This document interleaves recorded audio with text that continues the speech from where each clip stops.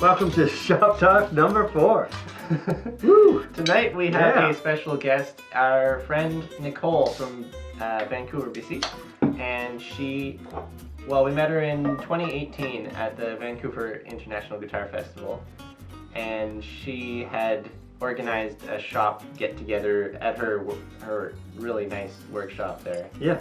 And it was just a really nice time to hang out and talk to other guitar makers, and Kind of a shop talk. and we hit it off with Nicole really well. So we thought, who better to have on Friday night shop talks with us? Also, Nicole. just a very different side of lutherie as well in some ways. Yeah. Okay, so here's Nicole. I guess it's good to start with like the introductory question of how did you get into lutherie? Like what? Like I know you studied with Geza Burkhardt, right? A little bit. I did, yeah. So what was your path into lutherie? Yeah, he wasn't my first step in the process, but a really good one. But you know, I get asked this question a lot, and I feel like it's my origin story, and I feel like it's kind of a cool one. But I didn't pick up the guitar until my early 20s. And when I did pick it up, though, I was like, oh my gosh, where have you been my whole life? I just was so into it and so excited about it. And I was playing like 2 to 4 hours every day, even though it was terrible.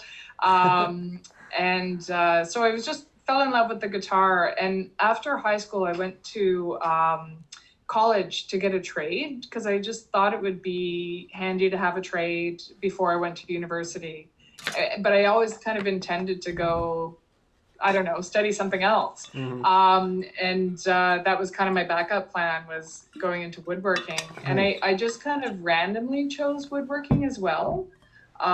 So I don't know. I don't know why I chose woodworking, but then as an afterthought, it's like, oh, my grandfather was actually like a master woodworker. So it's like, okay, maybe like unconsciously or subconsciously, I made that choice from there. Right.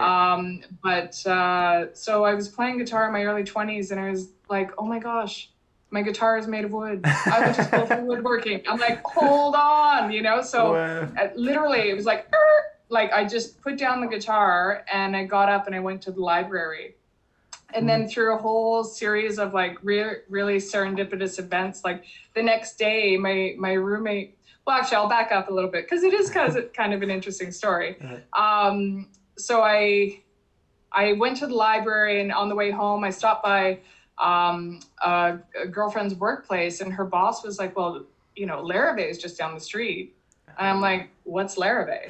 You know, and so I'm like, be right back. So I go over to Larrabee. And I was like, hey, can I have a tour? Like, this is so cool and exciting. And they're like, well, tours are on Tuesday. And it was Thursday. So I'm like, okay. And they're like, but, you know, we're hiring. And I was like, be right back. Way. So I went home and like did up my resume, went back like an hour later, like dropped it off. And awesome. Then I know, which is crazy, right? And then I was so excited. I was like, wow, I'm going to build guitars. I know what I'm going to do. And then the next night, my roommate came home and she was like, hey, do you want to come to a party with me? Turns out it was being thrown by somebody that works at Larrabee. Wow. So I met like 20 some odd 30 people that worked at Larrabee at the party. And I was just like, you know, they're like, hey, wanting to, I don't know, like play music and drink beer and stuff. And I'm like, tell me about kerfing. What happens? You know, I was just picking everybody's brain about that. I'm like, what kind of tools do you use for that? And do you do this process? Are you steam bending or are you heat bending? Or you know, and they're all just like, whoa, like cool your jets. But I was just super excited. And then basically I was working at Larrabee by Tuesday. Wow. It worked. Awesome. So, you know, I was very fortunate that I had the idea on Thursday, and, you know, the fact that I was working as a cabinet maker and I'd had like, you know, 2 years woodworking college was just a huge asset. And never looked back. And then through Larrivee, I ended up being introduced to Geza Burkhardt. Okay. And I ended up studying with him. The first thing was that Larrivee sent me to him to learn how to do crack repair. And so that was the first thing that I learned with him.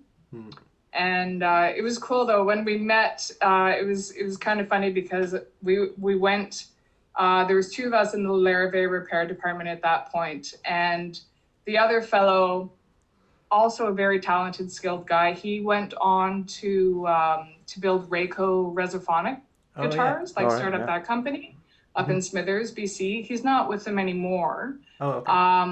But you know, he's a talented guy. And it was so funny because Geza and I was just kind of like this kind of magnetism between the two of us, you know, like he was like, oh, look at your eyes, you know, and I'm like, what about my eyes, you know, and then he's like, look at your hands, you know, and he was like, we just kind of really hit it off, and I just wanted to learn from him so much, and I think he saw something in me that gave him like some hope that I had potential, and you know, so then I started studying with him on my own, like just kind of like evenings and weekends, but off and on for a long time, like over 12 years, and so I learned like you know, lots of repair techniques with him, and classical guitar construction, and violin restoration, and French polishing, and how to build my own tools, and like all these like, oh, you can't see them, but like, you know, all the pretty handles on my knives and stuff, like Geza, and all the varnish that goes on the knives and stuff like that. So it's all Geza's influence, and Nice. So That's it's a lot of information. Yeah, no, that's awesome. Yeah. And it's brought you to where you are today, which is like very well known repair, mostly repairs, right? Is what you do, like any instruments. Like, you know, you've worked on like lap steel guitars even and stuff like that. True. Crazy. Yeah. I did want to ask you if you could describe I know when we saw you in 2018 at the Vancouver International Guitar Festival, you had I think you called it the black gold guitar. Right, and that one was, well, the two guitars you had were amazing. And I know I don't think you've made too many guitars, right? But no, I haven't. But you've seen enough guitars go through your shop that those guitars were like amazing. So I was hoping, I was hoping you could describe just for the viewers of the video, like what that guitar was like and what your design concepts and why you built that one. Yeah. Sure. Yeah. So my approach to that guitar, so that was the first guitar that I built of my own design. And so you're right that I've had a look at a lot of guitars inside and out, and I've been fortunate enough to, you know, be able to peek under the hood and see what's going on. And so I found that what I was trying to do with that guitar was, like, tonally what I wanted to do was build a guitar that had a dynamic range. And when I speak of dynamic range, I'm thinking of like when you play it softly, it's really nice and sweet. Right? And then if you hit it hard, it's going to bark at you. Yeah. You know, you want it to have some oomph in that sound. Yeah. So I wanted to, and that's it can be a little tricky because that's like kind of like a responsive guitar, right? Right. Yeah. But with headroom. I was also really, pardon me? But with headroom, right? With the capability. Yeah. And I wanted to build a guitar that was a small body. So it's comfortable to play, but had a really big sound. And one thing I was really going for on that was trying to put as much of a bass response into it as I could, because I find I love that you guys are like, okay, let's just wait for a second so you'll understand why we're smiling. We just released our third Shop Talk. And we basically talked about making headroom and about getting responsive guitars and Like and more expanding bass. that dynamic range. And about getting more bass out of smaller bodies, because who wants to play a huge guitar if you can play a smaller one? And now you're saying all the exact same thing. It's like we're both going the exact same things. It's good. Yeah. But it makes sense. And, you know, I've found just through working with a bunch of customers over the years, like there's the cutoff for somebody who's comfortable playing a dreadnought guitar or a large acoustic guitar body, you have to be at least 5'9". Right. To get your shoulder around it without causing issues. And, you know, so that rules out a lot of women right off the bat and a bunch of men too. Yeah. You know, and ironically, like I'm under 5'9". But I do play a dreadnought. But it's just, I mostly have to play it standing up. Right. But so I was, anyways, back to the buckle. I love that we're on the same page, clearly, right? It's like the luthier's quest, I guess. I was just trying to build something that I felt like had a really nice, warm, appealing low end without sacrificing the mids or the highs. And also without sacrificing that dynamic range. So my bracing pattern I came up with, I haven't seen anything like it. The closest thing I've seen is Saltstrom. I'm not sure if you're familiar with his work. But he's in the States somewhere, and one of his guitars came through my shop. Actually, a couple have come through. Not for anything bad. Just because they come through the shop doesn't mean there's something wrong with the guitar. Good point. Like as you know what I mean. Quality wise, right? But they all need work from time to time, whether it's fretwork or setup or, you know. But I was really impressed with the sound that was coming out of what he was building. And so I just need to give credit where credit is due, because I kind of riffed on what I saw him doing, also combined with all the other guitars I've seen over the years. And I just figured, I'm like, okay, in my mind, I don't necessarily know the technical words for where I place the braces or what those braces are called. But I could see it as a system. And I was just thinking about moving that air in the sound box. You know what I mean? And so it was kind of fun to build and design instead of, and it was all like my own choice, but it's like, that's a lot of decisions to make. It's what I found during the process. So and when I made the second one, I was trying to restart just see if I could manipulate that sound, you know, because I was pleased with the result I got from that first black gold. I feel like it came out sounding like what I was hoping it would sound like.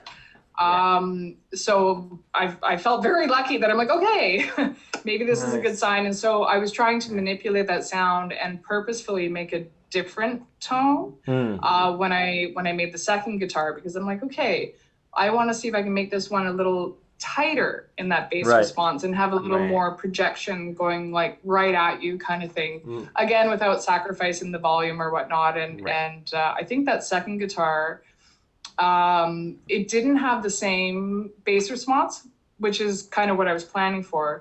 But it had, I think, even more volume. Which was like, okay, well, that's, you know, it's all a learning experience, I think.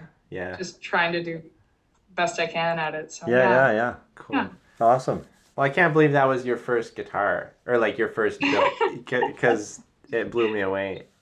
So that leads us to the next question, which is, what does a day in the life of Nicole look like regarding guitars, and how is it different in the pandemic? Is it, you know, how do you spend your days? That's interesting. Carrie's in the background laughing at me. Oh, yeah. She's going to be the peanut gallery on this one. Yeah. And then she'll tell you everything that you said wrong afterwards. Yeah. She's like, oh, yeah, that's where you put your foot in the mouth for the 10th time. Just joking. Actually, it'll be me saying that. Oh, okay. But Yeah. So typically it depends. My days are actually quite structured because I've been very fortunate to always be busy. So I feel like when I first started my own shop, which it's been like 16 years now that I've been on my own full time. Right. And at first it was like, okay, this is how much work I have going, and this is about how much work I can handle. You know what I mean? It was pretty close. And then it was like I get faster, but then I get more work, and it just like it keeps kind of going, and I feel like I'm always kind of chasing it a bit. So I have been fortunate to always be busy. And so with that busyness, I've found that I have to really structure my time. Otherwise, nothing gets done. So typically throughout the week, I see customers 3 days a week. So that's Wednesdays, Fridays, and Saturdays. Wow. I throw in a weekend day there so people can, if they can't make it in during the week. Right. Everything is by appointment. So it has to be kind of structured because then it leaves me like a Monday, Tuesday, or a Thursday to get the work done. Right. And also Sunday. Yeah. Yeah. So during the pandemic, I've been working pretty much 7 days a week.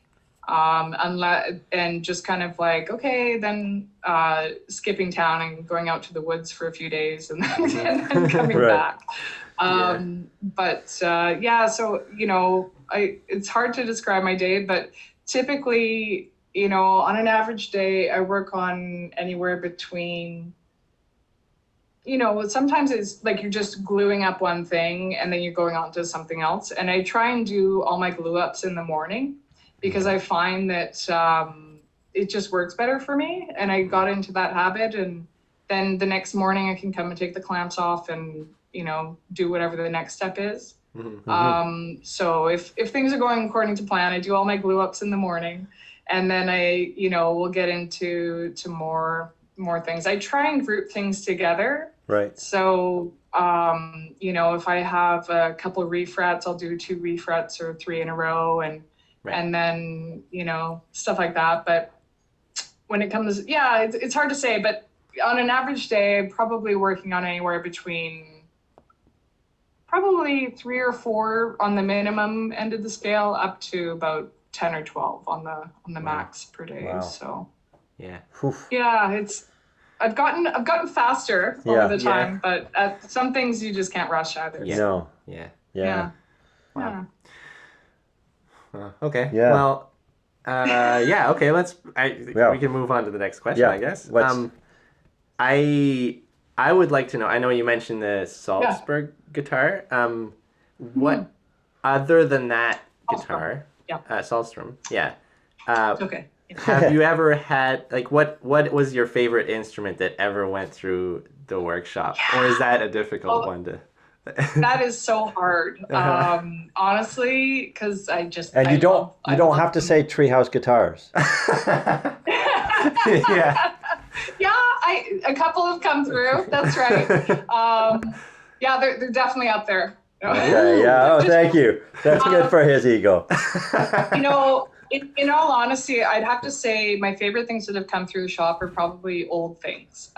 So that disqualifies my guitar and your guitars. So just to keep it fair, and it's kind of funny because I love old instruments, not just because of the way they sound, but the history and like the stories they tell and all that. I'm a real sucker for all that. Right. Yeah. So, and on the one hand, I thought about it. I'm like, why am I building anything new? Right. When I love the old things so much, but it's also fun to be creative. It's really hard to answer because I've had so many cool instruments come through the shop. A couple highlights that came through recently, and for me, it's like, I like old instruments, but it's always the sound, at the end of the day, you're just like, whoa, there's some magic in that thing. It's really hard to pick. I don't know. I don't really know if I have a favorite. there's just been too many, I think, at this Yeah. point. Yeah. Nice. Cool. Yeah. Now, as you're getting them, is there any like common weaknesses that you see that could maybe have been avoided, like as people who are thinking about building in new or old Yeah. guitars? Have there been any kind of like, if people Repeat. just wouldn't do this, or maybe. Yeah. Oh. Without That's- pointing any that's- fingers. No. It's Yeah, interesting no, yeah. because in general, there are some inherent flaws in a lot of the models that we've become familiar with and have like grown to love, and it's. I mean, certain things when it comes to like I'm a real stickler for intonation and playability. Because you can have the best sounding guitar in the world, but if it doesn't play in tune and it's not comfortable to play, nobody wants to play it. Right. And so then it's not going to get played, and no music is going to be made on it, right? Yeah. And it's also a lot less inspiring as a player when your instrument is hard to play or it doesn't sound good when you play it. So there's things that I do think could be better in that regard. And I don't want to call anyone out, but the one thing I will say is, being at Laravel and seeing the factory process firsthand, as well as, being familiar with a lot of individual luthiers, I almost always slightly cringe, but hope for the best. Like, just keep my fingers crossed and be like, I hope that's right. When people slot their bridges before they're on the guitar, it's hard for me to watch. I always do it on the guitar. Right. Right. That's one thing. And I think I'm probably the only person that would say that. Like, there's a lot of brace issues for sure. Right. Like, people have done some cockamamie things with braces, and I think there's like an overuse of epoxy in the guitar world in certain aspects where it's just like, we don't need it. It's actually not the best glue for that.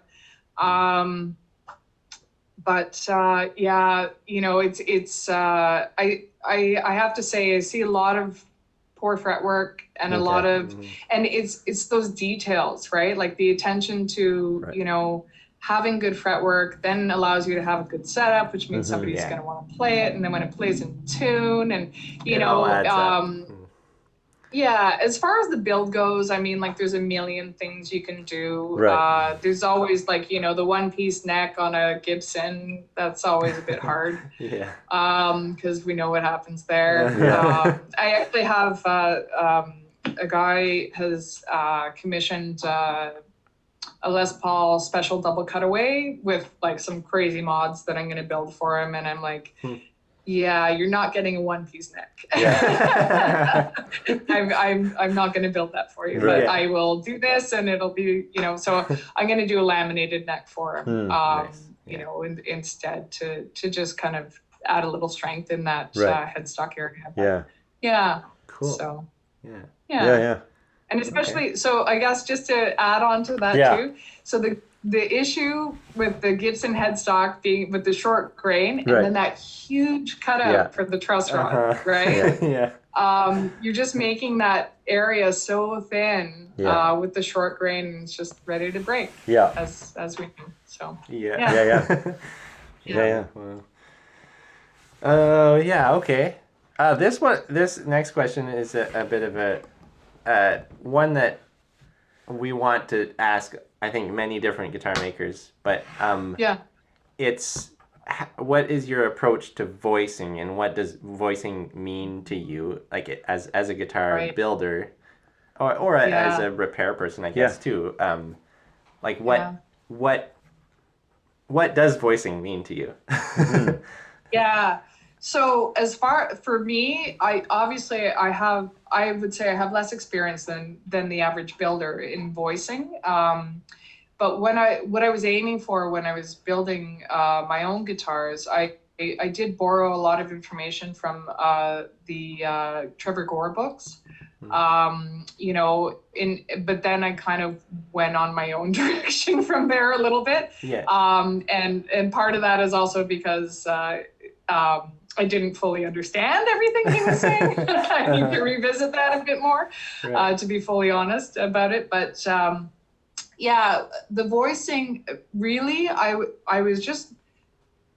didn't even get into deflection testing. I was going to, and that was my intention. And then I just kind of, I didn't. I was just going by feel and sound. And then once I had the guitar assembled, once I had the guitar assembled is where I was using like a spectrum analyzer and doing some tap tone stuff and really just trying to make sure that the frequency of the air inside the body and the frequency of the top kind of fell within certain ranges. And all of those ranges obviously off of a proper note. You know what I mean? So it's like when you're dealing with the hertz, like in between where the note would lie. And just kind of, sorry. So it does both notes or like accentuate certain notes and make an unbalanced guitar. Just exactly. Yeah. So that was kind of my approach to it. And, you know, it's not as scientific as I would like it to be yet.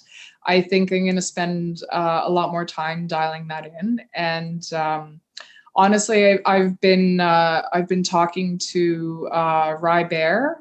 I know you know Rye. He and I are talking about doing a little kind of info exchange. So I'm looking forward to that because I know that he's got a lot more of a scientific approach to voicing the top.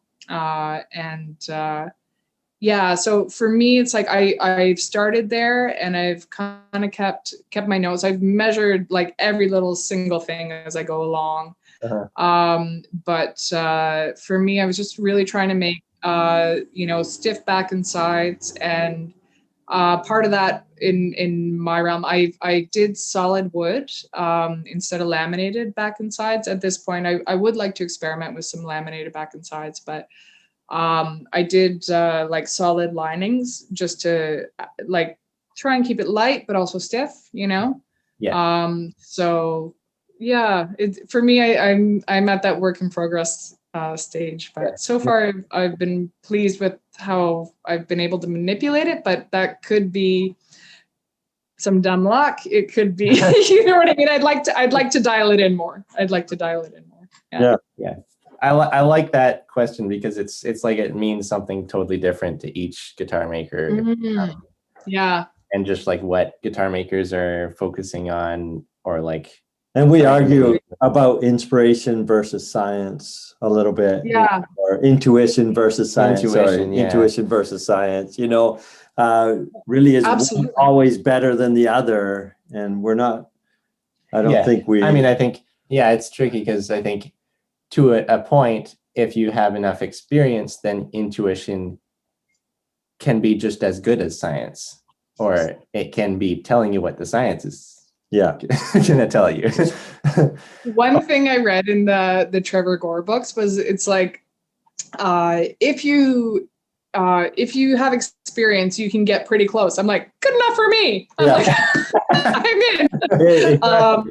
But I think you're right in that, you know, because when you're dealing with sound, it's not just pitch that you're going for. You're going for timbre as well. And just like the character. And I think, pardon me, sorry? The emotion of it. Yeah. Well, that's a huge part of it. But you know, when you can kind of gaze. I used to do this thing, and where he just run his fingers along a board, and he's like, "Listen to that," and it was really cool because. Is that where you got that from? No. Okay. Did you get that from Sergey though? No.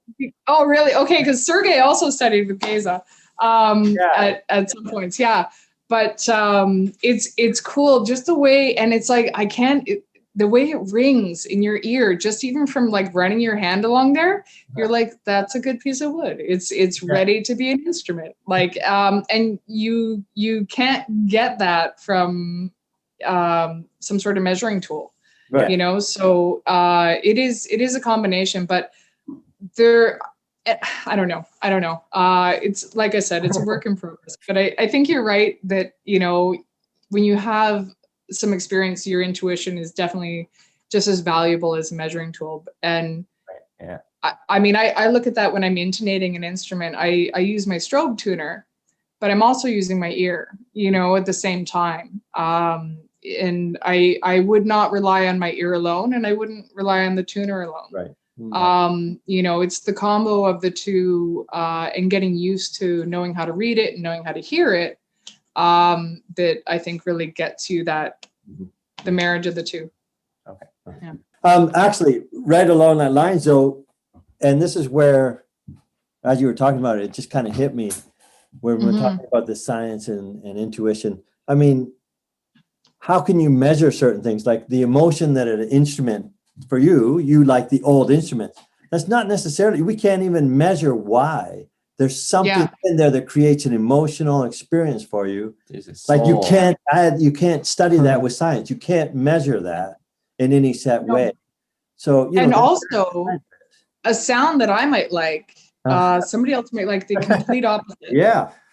And so, you know, a lot of times customers come in and they'll say something like, it's like, well, I like the way it sounds. It's like, I don't know what you like, you know, like only you can, you know, only you can know if you like it.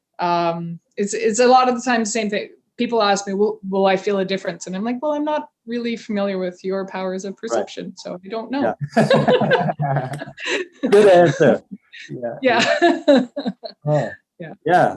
So, well, speaking of like that sound, and what is inspiring you these days? Like, what keeps you motivated? And man, I honestly, I'm just as into this today as I was, like, you know, 20 some odd years ago, when I was like, holy crap, I had the idea.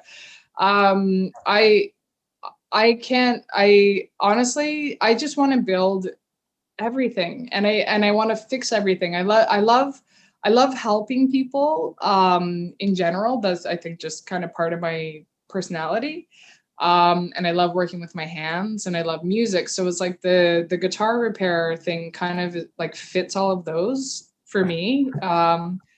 And then I look at the building as kind of my opportunity to be creative. And there is so much cool work being done these days. So many beautiful guitars being made in all sorts of different styles and genres. And honestly, like, I mean, I find inspiration everywhere, to be honest. And a lot of people are doing great work. I find inspiration in their great work.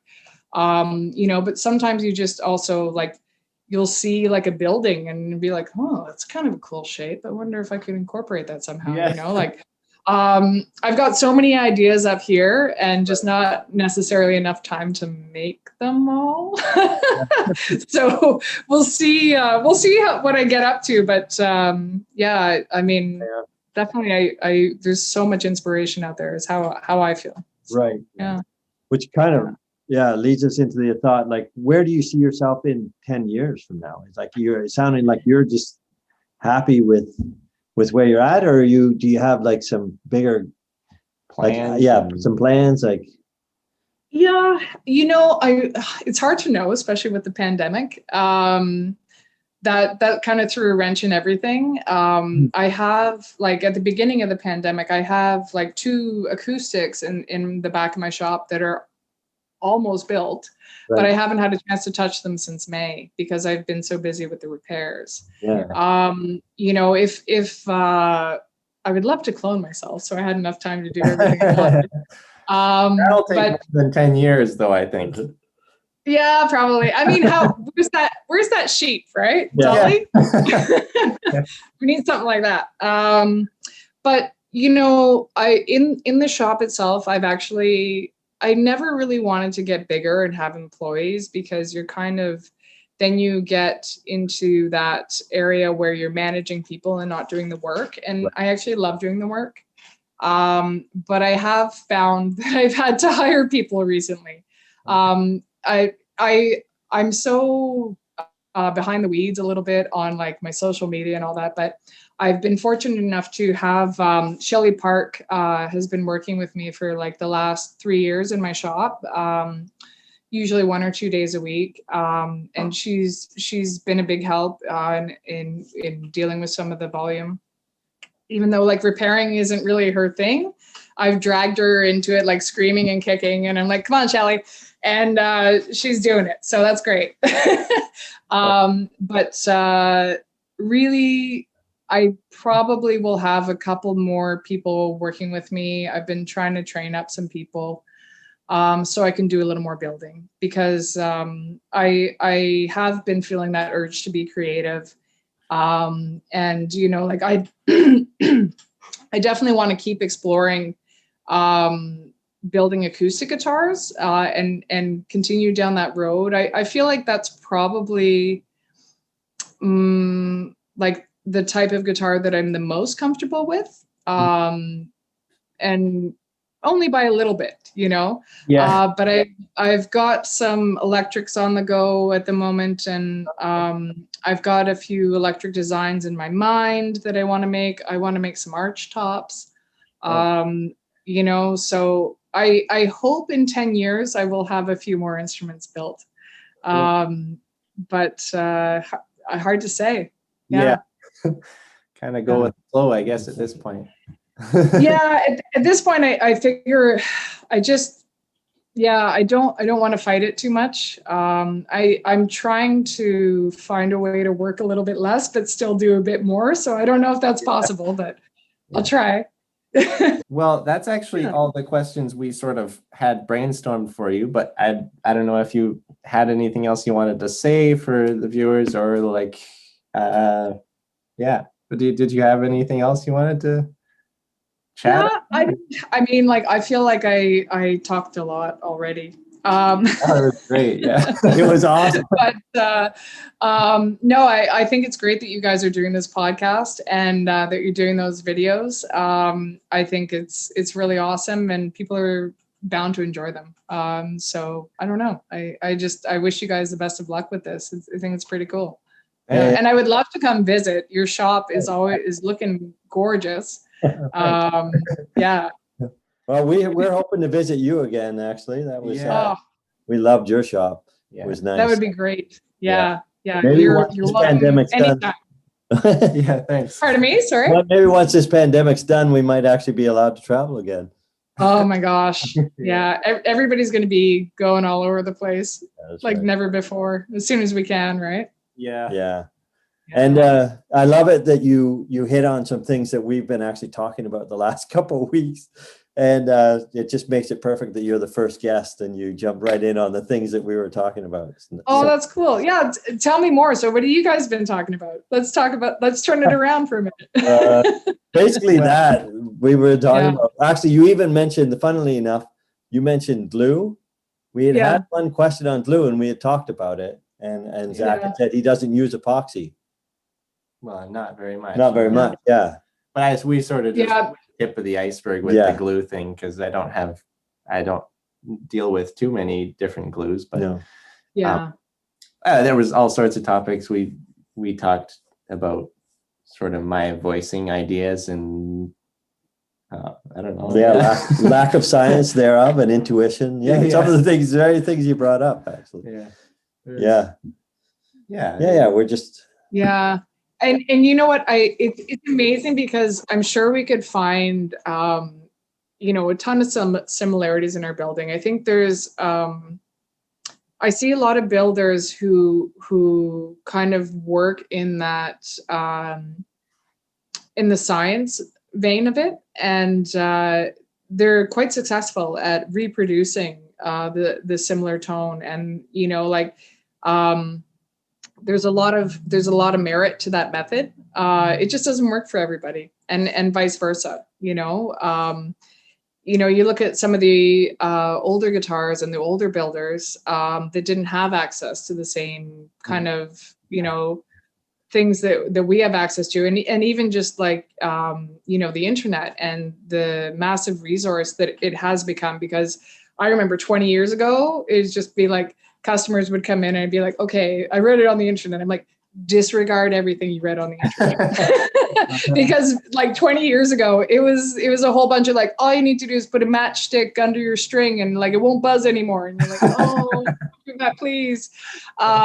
Whereas now there is actually a wealth of good information out there. There's still some bad stuff, but there's a lot more good information there. And just to circle back, I find that inspiring too. Like, you know, just I feel like I'm learning from other luthiers online all the time, and that's super inspiring. So I mean, I just always want to be better myself, but it's really cool if we can all push each other to be better too. Definitely. You know, yeah. And part of the reason why we're doing this shop talks kind of thing is we want to try and build the luthier community, like a way for us to communicate when even we can make use of the internet. I mean, you know, even when we can't travel, well, obviously we'd rather be in your shop talking to you, but you know, that would be fun. We got Yeah. So cool. Yeah. Thank you very much. One last question.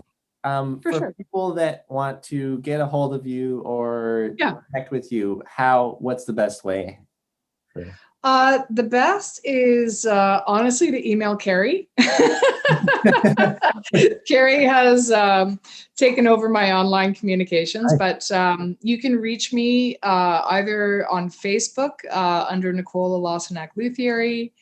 My email is good, Nicole@stringrepair.ca. But if you want to fast track it, just go to Carrie@stringrepair.ca. Kerri. Yeah. Cool. Yeah, because she is, bless her heart, has taken over my email correspondence to give me more time to work with my hands. So awesome. Yeah. And we do thank you so much for taking time in this, you know, right after working all day. Yeah. And you haven't supper yet. It's been great. It's been great. It's really nice to see you guys. Absolutely. Even if it's just on the screen. Yeah. And I'm always happy to talk about guitars and guitar. Yeah. So, that's why we wanted you. Yeah. Well, thank you very much for having me, and thanks for inviting me. And I wish you guys all the success with this. I think it's going to be awesome. Thanks, Nicole. Thank you. Okay, we'll talk to you later. Have a good one. Bye. Okay, bye for now.